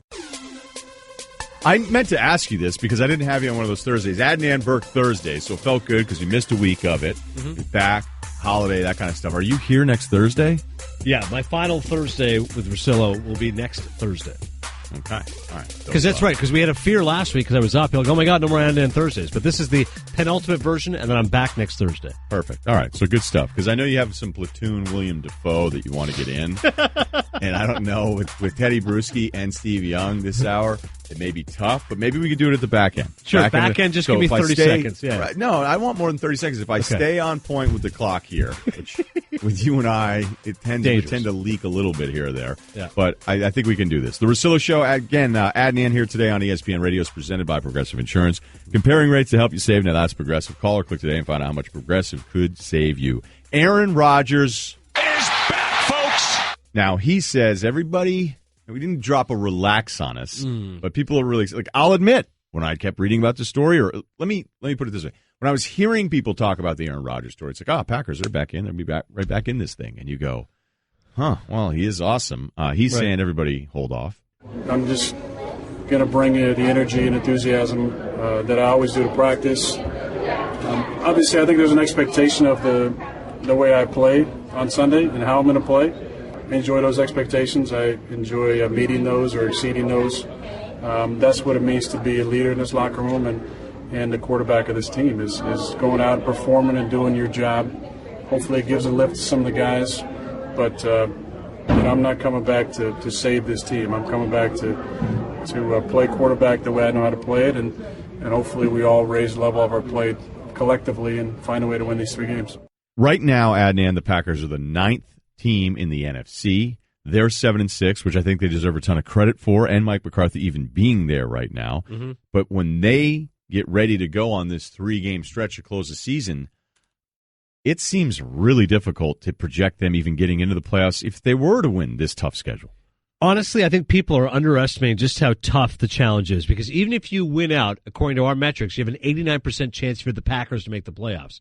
And that's with no margin for error, winning 3 straight games against the Panthers, the Vikings, and the Lions. Like, the easiest game is Detroit on paper, and that team is still ahead of you in this. Guys, wouldn't your wife or girlfriend love it if you treated her to the very best this Christmas? Now you can, with the world's softest pajamas by Pajamagram. Created by a team of pajama experts, the world's softest PJs are lighter than a cloud, softer than a bunny, like cashmere, only better. She'll love how heavenly they feel. Includes free gift packaging and Christmas delivery is guaranteed. So visit pajamagram.com or call 1-800-GIVE-PJs.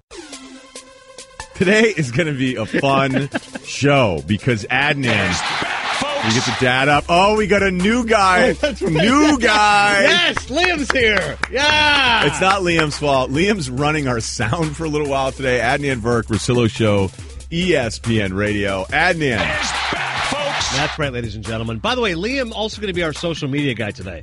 He's a program director, moonlighting, social media, cutting up some sounds. It's like a throwback, Liam. This is back to your old days here. Whatever you need, I'm here for you guys. I would blame this on the campus-wide. I mean, we had a talent meeting to end all talent meetings. That was a summit, man. Historic. 450, maybe 500 voices from ESPN. There's certain guys being like, wow, still work here? You know, it was amazing how many guys you saw pop in. Right. Every single person you've ever heard talk about sports affiliated with ESPN, they were here yesterday. So that's why I wasn't on the show, and that's why Stugotz did 7 straight hours, which was amazing because I had so many people going, man, Stu is funny. He's hilarious. That was awesome. That was really good, and I had a lot of people going, never let that happen again. I hate him, which is exactly what Stu wants to hear. Polarizing. Hopefully more in the former, that really enjoyed him. That only makes it more powerful. And then I don't know why we're down staff today, but a lot of the younger hot talent, the kind of like the next generation of X-Men, they were out late. And so I thought maybe we'd be missing some bodies for that, but no. So like Wes Hartford took it on the chin last night from some famous young money, new money took over West Hartford Center. Because people say, oh my God, Emmanuel Al Hassan's here. Let's go. Exactly. Nick Friedel, Katie Nolan's out. She's out. Let's do this. Diana Rossini's, like, her Insta stories from all over town. Was anybody like tweeting pictures or sending stuff out or not? I was out by like 7 o'clock because you want to know why? I wanted to watch the Pacers and Thunder. Yes, sir. Okay? Mm-hmm. I'm like, I want to get back. I want to watch. I'm going to present you with a theory. Okay. Now, so far, the Thunder are a disappointment. Why are they a disappointment? Because they trade for Paul George, who used to be with the Pacers, do that whole game. George has actually been pretty good. Now, collectively, Westbrook, George, Melo's been brutal, okay? And Oladipo has been amazing for the Pacers. It was such a weird game last night because all of them were bad. Mm-hmm. The Thunder win. The Thunder are a good defensive team. Actually, statistically, they're very good. But on offense, they've been a mess. And it leads us, we're sitting here looking at them, Adnan, at 13-14, saying, what is the deal? It's interesting you mentioned Paul George because that was the focus coming in. All right, George's return. And as you said, he's played well. The team has not been good. Well documented, Oklahoma City's struggling, but he's been all right. But that often happens. Star player comes back, he struggles. 3 of 14. Hey, I'm just happy this is over with. We got the win, we move on. The real issue now becomes, though, like, what happens with the Thunder? And at what point do you start to get concerned? Jacoby was with us a couple of Thursdays ago. Obviously, he's a big NBA fan and follower, and he said, no, it's so early in the season because the schedule was pushed back 2 weeks earlier in October. Anybody who's panicking about the Thunder is being premature. But then I start to wonder, Ryan, people say, well, Christmas Day, I really start to lock in the NBA, really start to pay attention. And I go, I'm already concerned. If I'm a Thunder fan, if I'm following the league, I don't think this is just one of those flip the switch. This is where a guy's been hurt, guys figuring out the system. No, like you said, Carmelo Anthony, the fact he's been so bad, and forget about the constant criticisms of defense or all that stuff. He's not scoring. If he's not scoring, that's a problem. And I start to wonder, like I said, at what point does everyone get legitimately concerned? When does everybody go, hey, what's wrong with the Thunder? And when do we fix this? Because George could be leaving town in a year. Yeah, at the beginning of the year, I go, look, it looks like Westbrook is doing the exact same thing all over again. Then I saw this little bit of a stretch where I go, you know, who's moving him well? It's Melo, okay? And then it's just fall off the cliff. There's like a 2-week stretch where none of those guys could hit a shot. And again, I'm telling you, their defense has been pretty good. They couldn't close games. Now they're starting to win some of those close games. So Westbrook's asked about all of this. And again, the return of George was the game, and they made it was actually kind of a weird, odd game. Like, there have been games this week that are close. Minnesota and Philadelphia was an overtime win by the Sixers. That was I couldn't stand watching that game. It was an awful game, just poorly played. And I think last night was a little bit like that. But then it becomes, no, we're not asking you about beating the Pacers. We want to know about you. Is this Thunder team going to be a top 4 seed in the West? Here's Russ with Cassidy Hubbard. It was big for us when we came in and represented. Paul wanted this win. We came out and competed for him. Your 9th triple-double, and including 17 rebounds. How would you describe your performance? Good. We won, man. That's all I care about, man, is making winning plays, finding ways to help my team win games, and tonight we did that. Time for Straight Talk, brought to you by Straight Talk Wireless. Best phones, best networks, no contracts. Now, here's the thing. Like, we could do all, like, what's up now, but I believe we are dangerously close to seeing a public shift on who Russell Westbrook is. Okay, every single person you meet, there is a perception of that person, okay? You know, what do you think of this guy that's in your group? What do you think about this player? Every player you go, hey, what's up with LeBron? Well, I don't like him because of what he did with Miami and Cleveland. Oh, I like him because he went back to Cleveland, okay? Right now, Westbrook is still in this, it's not a honeymoon phase, Adnan. It is a we like Russ, high approval rating phase with NBA fandom. That's what I believe. And a lot of that is fueled by the fact that he's the guy that stayed in Oklahoma City. He's the guy that didn't join the Golden State Warriors. He's the guy that, even though he blew his own 3-1 lead, he became more popular in what is supposed to be right and the right way of doing things by staying behind and being petty towards Durant because, let's face it, Durant's popularity has taken a massive hit since he joined the Warriors. But there is starting to become evidence, whether it's Durant going, I don't want to play with this dude anymore, as one of the reasons he went to Golden State. Paul George, this thing not working with Melo right now, and there's just stubborn approach that Westbrook has to his game. And a guy like Oladipo who left, and granted some of that's on him just improving his body and becoming a better shooter, but him becoming a borderline all-star when it thought he was a salary dump 6 months ago. So what I'm saying is if this thing turns into George bolting, they barely make the playoffs or they get blasted in the first round, George leaves in free agency, then I think you could see this shift about Westbrook. The way we talk about Westbrook go from, I love that guy, to, man, maybe he's just kind of a new age Iverson. Yeah, it would be tough to see it happen overnight, but I hear you once you start to connect the dots and you see the evolution of it. Because all the things that people love about him, like you said, scrappy, uber competitive, fearless, trash talk, that can all become very grating if you start losing. Then it becomes arrogant, selfish, ball hog, bad teammate. Ball hog, bad teammate. Like that's the worst labels you can have on a basketball player. Instead, it was Durant left. Right. He got a triple-double. He won the MVP. He stayed loyal. Awesome. And I'm always... I don't really want to knock Westbrook because he does the one thing that I always think is the most important is, are you a competitive athlete? Fearless. Do you care? That dude cares every night. He's so competitive. But there are other times, too, where I go, you really think this is going to win? This just choke the basketball to death? The Iverson comp is accurate, Ryan, because, again, little guy, people love to root for the little guy, felt like a one-man band. The fact he carried the Sixers, that NBA Finals that one year, you go, are you kidding, with like Aaron McKee and McCullough? Oh, he's awesome. George Lynch. Right, but then when it starts to get sour, it goes, man, Iverson, another 13 for 30 night, like 3 assists. You go, geez. Can you win this way, right? And that's where the knocks are to come. He's a great player. He's a fabulous little guy, but you can't actually win with him. You need somebody else there with him. I don't even know if this theory is accurate, but I think I'm getting in front of it, and that's all I'm saying. And I watched certain nights where, like you, and I'm not talking just you, Adrian, everyone listening and watching right now, where you marvel that you can play with that kind of energy, sustain that for an entire season. That is Look, I think he's the best athlete I've ever seen play this game. Wow. He is so impressive. However, there are times, and it's far too often, where I see his teammates going, maybe last year's team was the perfect team for Russ, because there wasn't the second guy that goes, where's my look? I got to rack it back. Best athlete you've ever seen to play this game? Yes. LeBron. That's the first one I would think of. Just a physical specimen athlete. Yeah, I know I'm going to lose to a lot of people that just say, well, when you're as big as LeBron, him doing what he does is more impressive than a smaller guy than Russ. Right. I've never seen anyone play with, and I'm talking like a sustained ferocity, and where he takes off from, and where he just abuses that rim. I'm factoring all that in. I think he's the best athlete I've seen play the game. I love it. I mean, it's a bold take, but I like it. Sizzler. All right, Straight Talk Wireless, nationwide coverage on America's largest and most dependable 4G LTE networks. Bubba, do you have the new sounder by any chance that we're going to start using more and more in the show today? The what now? There's a little sound bite. Like, hey, does Adnan look good today?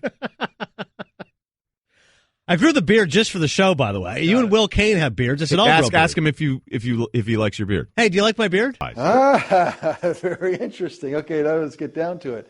To me, it's like you're not sure, because my early read on Goff for grit was low, but sometimes it comes out in different ways. It's like it's not obvious, so you have to wait. You have to wait a little bit. I'm going to say that it feels like I'm still undetermined. Lot to be seen. But this year has helped me a lot. But it's still. It's not just about performance. I don't know. I guess to me, for Goff, I'm going to hold. I'm going to hold it. I don't have a strong opinion about it right now. But that's probably not good that I don't have a strong opinion about it right now. Like I want a strong. I feel like for Jameis, I feel like I have a strong opinion about it. He's pretty gritty. Now, does he do it in the right way? Does he handle it all the right time? I just think he can stand in there and take it. As far as just the emotional pressure. And the other one was what? Was it Wentz? Did you say? Mariota, right? Mariota. Yeah. I think that he's answered that question. Yeah, I'm not as much worried about the grit for Mariota. Talking right now with Steve Young on the Russillo Show. Aaron Rodgers, obviously, Steve, has a ton of grit. He's coming back for the Packers. I think it's incredibly unrealistic to just expect him to step in after being gone for so long with a broken clavicle, and for the Packers to run the table against these teams they've got coming up, the Panthers, the Vikings, the Lions. I'd be astounded if they make the playoffs, considering the fact there's no margin for error. How about you? Well, I've been in this situation before. I have to run the table. It's tough to take 7 weeks off and come back and play spectacular football. I mean, I remember I always felt like if you missed a game, it took a half of the next game to get back up to speed completely. And so you missed 7. I mean, you can imagine, do the math. Like, it just takes some time. Aaron can do it. He's just, he has the ability to overcome some of that rustiness because of the throws he can make. If he is healthy enough to get out of the pocket and make big plays and take the risks, and he's not going to be reticent about it, you can't bet against what Aaron Rodgers is able to do. I mean, that's what we've seen before. No one, if it was just somebody that was in the pocket, one of these top quarterbacks that's in the pocket all the time, then I say it's going to be super difficult. But the fact that he can create and make up for, but then again, is he willing to do that? Is his body ready to do that? There's no question that the odds are very much against him because just pure odds, they have to win it out. But what you're saying is, can they win it out? I think Aaron Rodgers could do that. Also, the Patriots and Steelers could be the game of the weekend. Big Ben has had some huge performances lately, and obviously we've seen Brady right in the thick of the MVP conversation at the age of 40. How do you try to break down this one, Steve? What's going to determine the winner? Man, the Patriots look flat on Monday night. But, I shouldn't say that. The Dolphins look energized like it was opening day or it was a playoff game. Jay Cutler, I mean, he was on, it was like he was light-footed and he was just running around, and, it was the most emotion I've seen out of him in a long time. So I don't know if that Monday night was more about the Patriots or more about the Dolphins. I'm afraid it was more about the Patriots because the team that showed up and I saw go on and off the field, and it always helps to be, kind of your eye test right there 10 feet away, was not a team that I was afraid of. Now, what you're afraid of is the coaching excellence. You're afraid of Tom Brady. But other than that, there was nothing else to be afraid. And I use the word afraid, or you use all kinds of words, but I just didn't hit me that. So then now I have that emotion out of Monday night and say, I don't know that the Patriots, if they don't kind of get Gronk back and get some emotion going and get everybody back on track, or the matchup I don't like against Pittsburgh, because Pittsburgh just the opposite. I was afraid of their emotion early on in the season. It looked like Big Ben was kind of, I don't know if I have it anymore, 5 interceptions, I'm not sure. All of a sudden he's turned it on. I think because of what's happened with Ryan Shazier, which is tragic, the rest of the team has rallied around that. And now, especially after the big win, comeback win in Baltimore, with Baltimore, I just feel like the matchup's not great for the Patriots right now. Steve, that's awesome, man. Hey, enjoy tonight and enjoy the weekend, all right? Thank you. Okay, take care. That's Steve Young with us. Adnan Burke, The Russillo Show, reminding you can listen to all 3 hours of the show on your phone, on your ESPN app. Also, make sure you subscribe and then unsubscribe and then subscribe again. Yes. To The Russillo Show podcast, because that's how you get the numbers, kids. So that's what you got to do. I know. I'm going to start using that advice. Cinephile. Yeah. Subscribe, then unsubscribe, then subscribe again. Yeah. Juke the stats. Remember in The Wire, and they're like, we can't juke the stats. We want real stats. We want real police. And then they were like, yeah, the real stats. Trying to get reelected. The Wire, overrated, underrated, properly rated. I was trying to explain to somebody last night why The Wire, again, is the best show. But I don't know. Call me one of those guys that just, likes Radiohead no matter what sound they make. Kid A. Awesome. Yeah. Are you kidding me? Kid A? Apex. I love Kid A so much. I feel like I saw a tweet the one time you were criticizing The Wire. Just the 5th season, maybe. Like the print stuff. No, here's the deal is that Simmons did a Ringer podcast with Coates, the writer there, Coates. Right. Ta-Nehisi Coates, right? I hope I'm not screwing up his first name. And they were going over this every season, and Coates was saying that season 2 was the best because it showed that white people were also on the hustle.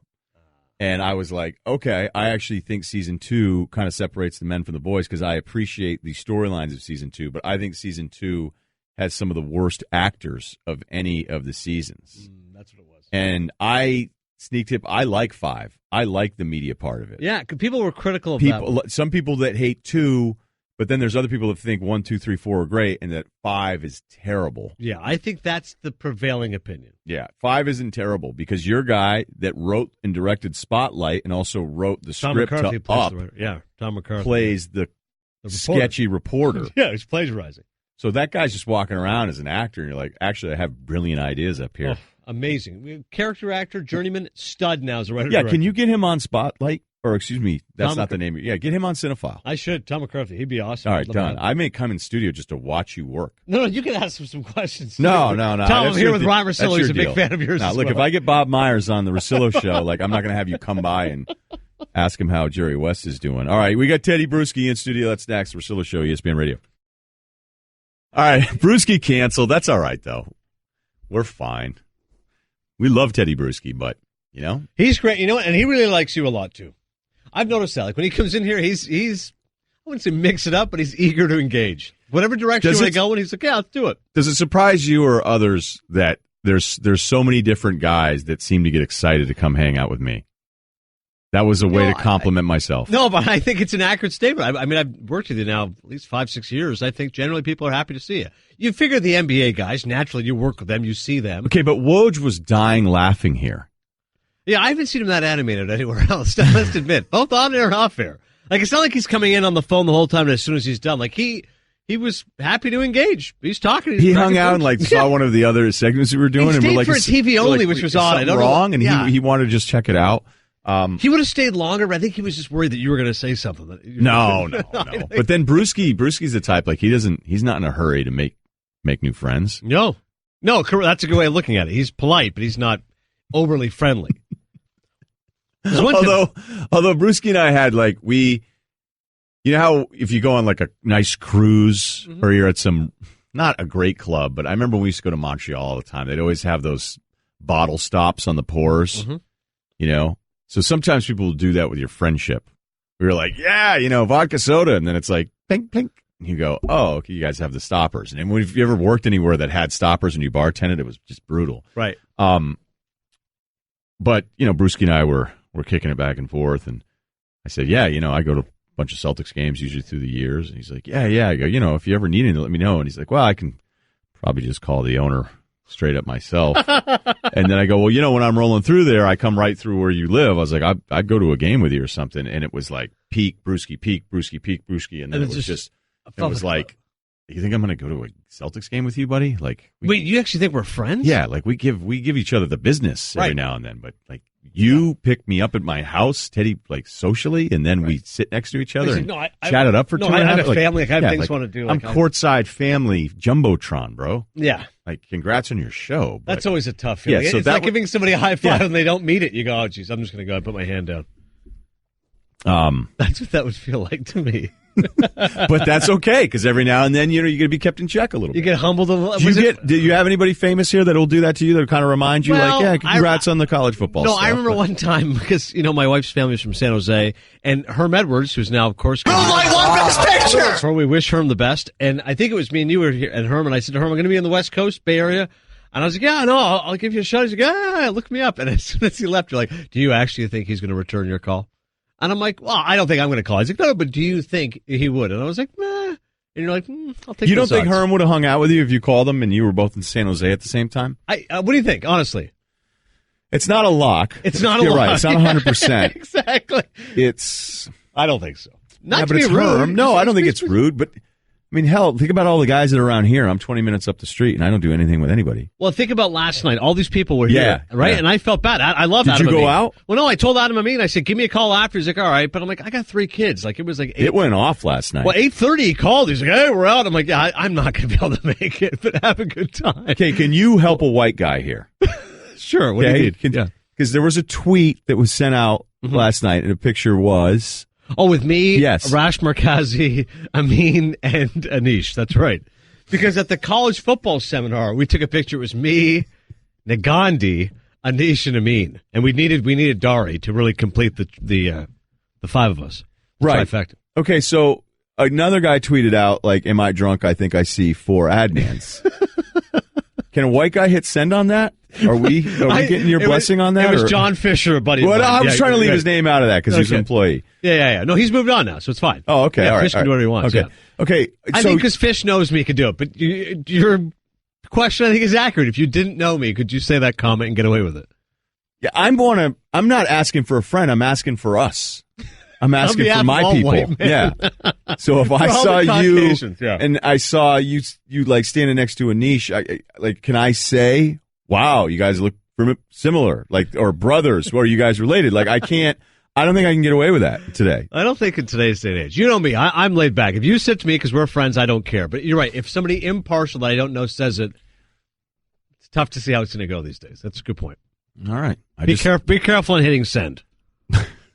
Speaking of Herm, subscribe right now, 30 for 30 podcast, the Listen tab of the ESPN app or Apple Podcasts, brought to you by Delta, making your travel experience informed, connected, and seamless. Keep climbing. Previously is us doing Rick Sutcliffe impersonations, and apparently, man, the plane hit a dang bird. He got delayed. You retweeted Sutcliffe's whole delayed airport tweet. It was they hit a bird. Where's my laugh there? The one time I need an admin laugh. Listen, I don't want to blow the. Best picture. My fear is that if you open it up, the can of worms here, we're going to start doing impressions again. So I'd rather leave the previously alone. Does that make sense? That was smart. That was good producing. And we have. Oh yes, it's Thursday. Oh Jesus, this is awful. It took so long. But I like that you waited. That's what makes you good. I would have been like, oh, forget it. Just go. It's Thursday. No, you go. No, I'll wait. Bubba has his hands elsewhere. I don't know how we haven't figured out how to have the collective soul drop available to everybody, but Bubba's kind of in charge. So, yeah, you're right. This is Sut talking about sushi and the talent meeting yesterday and old Booney right here. And Thursday night fantasy, we're going to do our draft for that. There's a new leader in the clubhouse with Adnan Russillo Show at ESPN Radio. Make sure you check out the Russillo Show podcast. Subscribe. Also, my good friend Adnan here, Cinephile. You're cranking along. You're going to the staying power pods. I'll admit, there's a few guys you're like, hey, so-and-so's got a new pod. And then you're like, yeah. So you thought it would be short-lived. No, not you. I know your passion. Thanks, brother. Your ferocity, ferociousness, whatever. You were a part of it as well. Manchester. You gave your Manchester by the Sea review. Remember you popped in one time for a cameo? That was I love fun. Manchester by the Sea. The fact that Smallman doesn't like that movie just astounds. I don't like Smallman. Smallman loved Fences, didn't like Manchester by the Sea. Fences is terrible. Right, okay? Fences is just two people arguing. It's not a good movie. The guy's a jerk. He's a bad husband. He's a bad dad. Right, and it was an adapted play, but I get it. But like Fences is one of those movies you think you're supposed to love. You're like, oh, Denzel was brilliant again. You're like, I don't know. Just you chirping with everybody for 2 hours back there. He's an abusive bad guy. Like, I'll watch the play next time. I watched 30 minutes of it on a plane. I'm like, nope. You never got around to it. And you won't watch Silence because of Chris Long. Chris Long ruined Silence for me. His review was scathing. He texts you, goes, dude, it was awful. He goes, terrible. Mail left early. I just know that I want to watch Silence. I want to see it, but I know no one likes it, and I know that only you like it.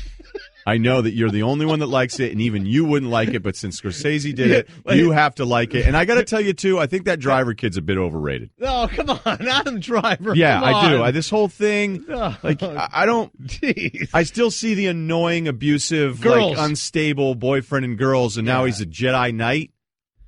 That's Rudy. Adam Driver, solid. No, I saw him first in Girls, and it ruined it for me.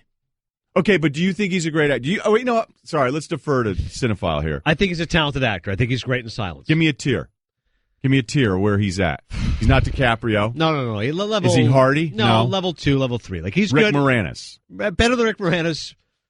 By the way, are you excited for Downsizing? Matt Damon movie where he gets shrunk? Within the company? No, it's Honey, I Shrunk the Kids, but like it's a modern version. You've seen the trailer for Downsizing. Alexander Payne, you and I love him. Sideways, Nebraska. Oh, yeah, About Schmidt. Yeah, that same writer. I love Nebraska. No, I own Nebraska. That movie's awesome. I'm going to tell you, you don't watch Nebraska a lot when you own it. Yeah. Multiple watches, no. But that's the thing is I'd rather buy something for $15, sometimes it's $10, than rent it for $7 and know I'm not going to finish it. Bruce Dern, like that last scene, the guy's driving 10 miles an hour. Yeah. No, Bruce Dern's great at that. Nebraska. Okay, so speaking of, all right, so we have to do two things here. Here's previously when Sutcliffe was talking about being at the talent meeting, and it's really just Adnan and I pretending we're Sutcliffe. Previously on the Ryen Russillo Show. Hey, Adnan, you grabbing some sushi after? Yeah, no, that's what he said. Yeah, and I said, son, I'm sorry, it's my son's choir tonight because we're all going out for dinner. I think there's some habanero on this one. Hey, how did Booney not make you his bench coach? Are you kidding me? All those years you carried him. You're going to be kidding me. This thing would be wild if Tito Francana were in the house. No, you didn't say that. But I said this, son, like you flew in from Kansas City. I flew through Minnesota. It's unbelievable. I thought I'd see a bunch of people. Nobody was there. I'm the only one dumb enough to fly through Minnesota in December. I love you, buddy. I'll see you over there. I got to tell you, Skipper's taller than I thought. No, he just we got some height in management. Now we're sort of just doing. I don't know if he can spin it though. I'm going to have to get Skipper in the box. See if he can. You spin guys it. are overrating Russillo. He's got thin hips. There was some legitimacy to it, and then you took it to another level with the Skipper's got some hide. The rest of it all happened. Sut did not say that part of it. Does Sut hear this and like it, or does he? Yeah, you know what? Now you're starting to. No. He smiles and plays along, but he can't wait to get back on us now. Like if he had the Rick Sutcliffe radio show, he'd spend an hour lambasting us tomorrow on his program. Speaking of, I'm going to get Russillo. You tell him I'm going to get him. Cal don't know angry. Ask Cal Ripken about that. I remember one time Reed Nichols got a little mouthy. He and Ed Urak got a 1-2 beat. Cal got me back in 83. He didn't forget it. I got him back in 84, 85, and 87. 86 didn't count. Now give me Sean McDonough. Give me McDonough. No, we'll save it for next Thursday. I'll do an entire. McDonough's unbelievable. See, I could see McDonough. Sure I don't know, though. No, McDonough would like it. He's awesome. Yeah, because I'm not even making fun of McDonough. No, McDonough's awesome. That was the test. I couldn't tell if Tess thought I was. I'm not a balls and strikes guy per se. Tim Sheeta's calling his own game, Jerry.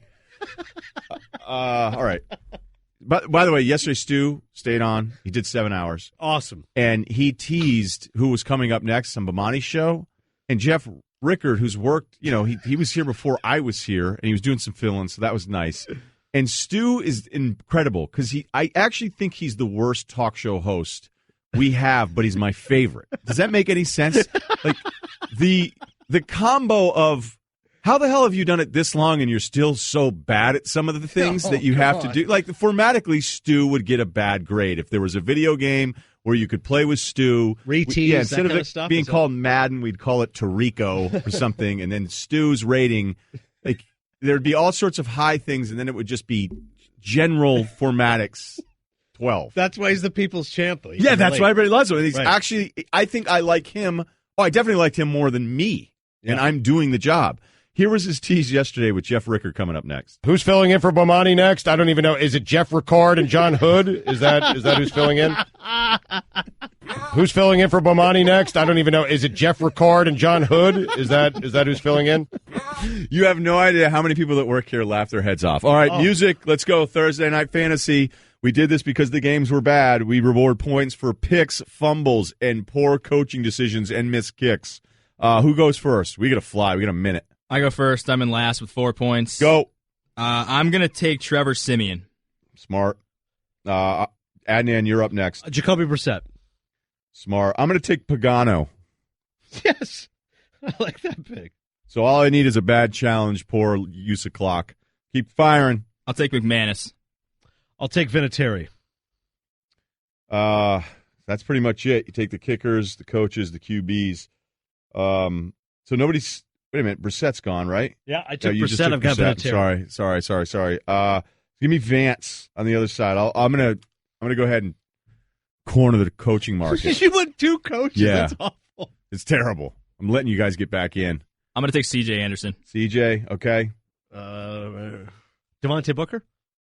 Sure. Okay. Give me Gore. Not good. All right, there you go. Fumbles, picks, missed kicks. If you win, this is unbelievable. No one's ever done what I just did. You're picking coaches. That's awful. Thanks, Adnan. Thanks, everybody. Hope you had a blast today. We did. Vilma tomorrow, and Wilfork, and Boozer, Prince. And Ricard.